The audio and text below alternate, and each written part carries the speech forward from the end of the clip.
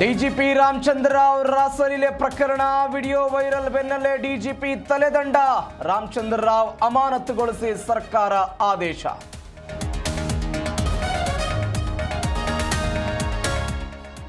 ದಾವೋಸ್ನಲ್ಲಿ ವಿಶ್ವ ಆರ್ಥಿಕ ಜಾಗತಿಕ ಸಮಾವೇಶ. ಇಂದು ವಿದೇಶಕ್ಕೆ ಡಿಕೆಶಿ ಪ್ರಯಾಣ. ಜನವರಿ 23ರಂದು ಬೆಂಗಳೂರಿಗೆ ಡಿಸಿಎಂ ವಾಪಸ್.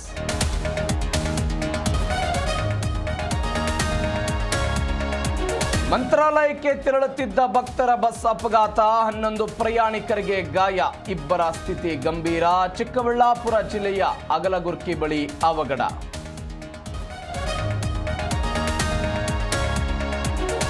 ನೂತನ ಬಿಜೆಪಿ ರಾಷ್ಟ್ರೀಯ ಅಧ್ಯಕ್ಷರ ನೇಮಕ.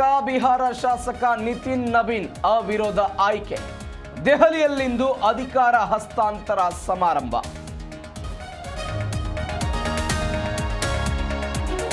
WPLನಲ್ಲಿ ಆರ್ಸಿಬಿಗೆ ಗೆಲುವು. Play ಆಫ್ಗೆ entry. ಗುಜರಾತ್ ವಿರುದ್ಧ 61 ರನ್ಗಳ ಭರ್ಜರಿ ಜಯ. ಪಾಯಿಂಟ್ಸ್ ಪಟ್ಟಿಯಲ್ಲೂ ರೆಡ್ ಆರ್ಮಿಗೆ ಅಗ್ರಸ್ಥಾನ.